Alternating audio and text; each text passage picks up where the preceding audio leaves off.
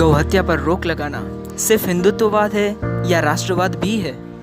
तो जब भी कभी हम गौरक्षा की बात करते हैं तभी सो कॉल्ड सेक्युलर्स बोलते हैं कि तुम देश में धर्मों के प्रति घृणा क्यों फैला रहे हो, लोगों को धर्म के नाम पर क्यों भड़का रहे हो।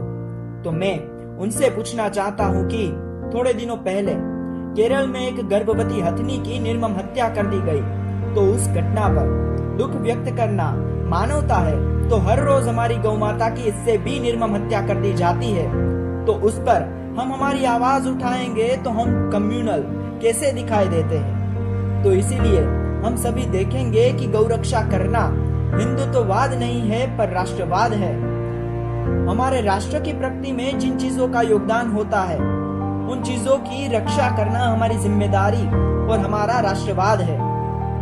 और अगर मैं ऐसे बताऊंगा कि हमारे आयुर्वेदाचार्य वाघभट्ट और महर्षि सुश्रुत ने उनकी किताबों में गायों का महत्व अपने श्लोकों में बताया है, पर ये सारी बात तो हमको मानने में आती नहीं है, क्योंकि हम बहुत ज्यादा इंटेलिजेंट हो गए हैं। और यही बात पर अमेरिका वाले रिसर्च करेंगे और गाय माता की मदद से जो भी चीजें बनाई जा सकती है उनको पेटेंट करवा लेंगे, बाद में ही हम मानेंगे।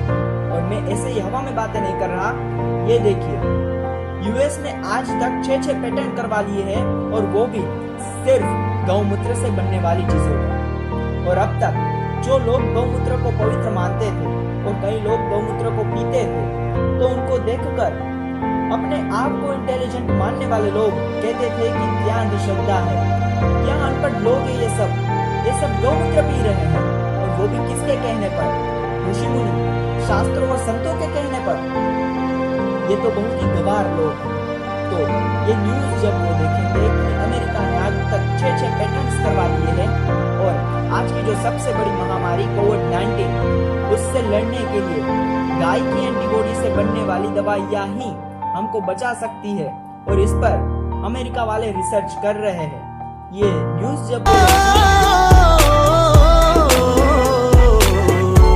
और अब भी हम अगर नहीं समझे कि हमारे शास्त्रों में जो बातें कही गई है वो सभी सत्य है, और आज भी हमारे दिल में हमारे शास्त्रों के प्रति सम्मान नहीं जगा, तो हमारा गुलामी में रहना ही ठीक था। गाय के पंचगव्य मतलब गौमूत्र, दूध, दही, घी और गोबर, इन सारी चीजों का आप व्यवहारिक जीवन पर असर देखिए। गौमूत्र की तो हमने बात की। दूध में कैल्शियम, मैग्नीशियम, प्रोटीन आदि तत्व होते हैं।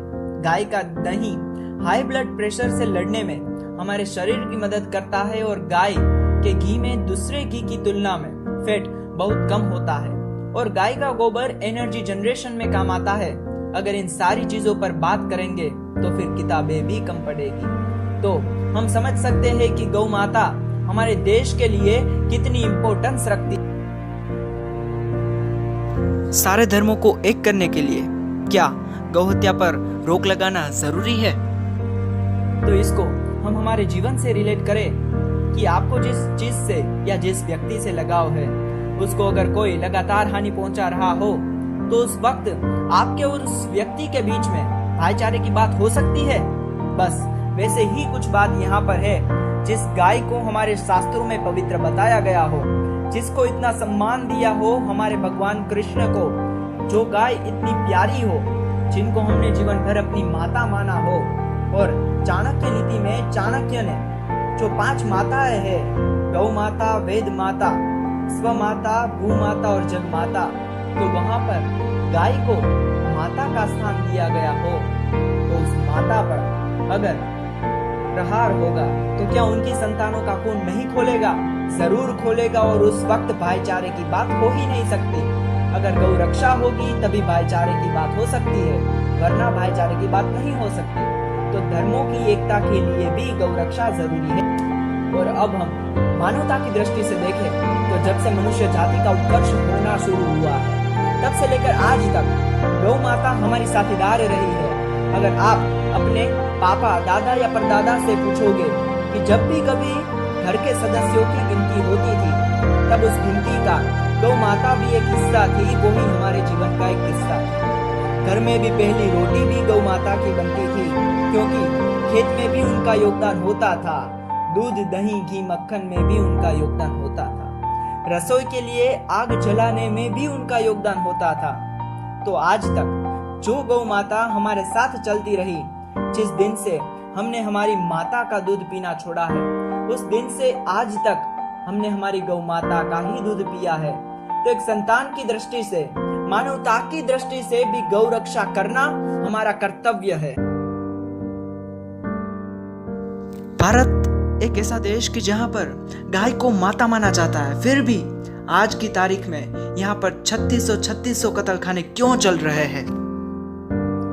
तो अंग्रेज जब भारत आए तो उन्होंने देखा कि भारत एक खेती प्रधान देश है जिसका मूल गाय है। उस वक्त रॉबर्ट क्लाइव ने कलकत्ता में सबसे पहला स्लॉटर हाउस बनाया। पर गाय को माता मानने वाले लोग तो गायों को कैसे मार सकते हैं? इसीलिए उन्होंने पर्टिकुलर रिलीजियन के लोगों को भड़काया कि आपके लिए गौमांस योग्य ही है, और तभी से हमारी गाय माता पर ये अत्याचार और हत्याएं शुरू हुई। और आज की तारीख में भारत में 3600 कत्लखाने चल रहे हैं। पर योगी आदित्यनाथ जी जैसे और कई लोग और संस्थाएं आज भी हमारी गौ माता की रक्षा में खड़ी हुई है। हाल ही में योगी जी ने यूपी में नियम बनाया है कि गौ हत्या करने पर 10 साल की जेल और 5 लाख का जुर्माना हो, और गाय को हानि पहुंचाने पर 7 वर्ष की जेल और 3 लाख का। तो इस परिस्थिति में हम कुछ नहीं कर सकते, तो इन लोगों को, इन संस्थाओं को सोशल मीडिया के माध्यम से सपोर्ट तो कर ही सकते हैं। और गौ माता ने किसी भी व्यक्ति का धर्म देखे बिना ही उस पर अपनी ममता का आंचल बिछाया है। वैसे ही हम सबको मिलकर गौ हत्या का विरोध करना चाहिए और गौ माता को प्यार देना चाहिए। आप कहेंगे हमारे विरोध से क्या होगा, पर आज की तारीख में जो जो राष्ट्र विरोधी प्रवृत्ति हो रही थी उसको बंद करने के लिए एक ट्वीट या एक वीडियो से ही शुरुआत होती रही है, और कहीं ऐसी प्रवृत्तियां बंद भी हुई। तो फिर से अगले वीडियो में हम मिलेंगे, और ऐसे ही वीडियो देखने के लिए हमारे चैनल को सब्सक्राइब कीजिए। और आपका काम यहीं पर खत्म नहीं होता, इस वीडियो को ज्यादा से ज्यादा शेयर कीजिए।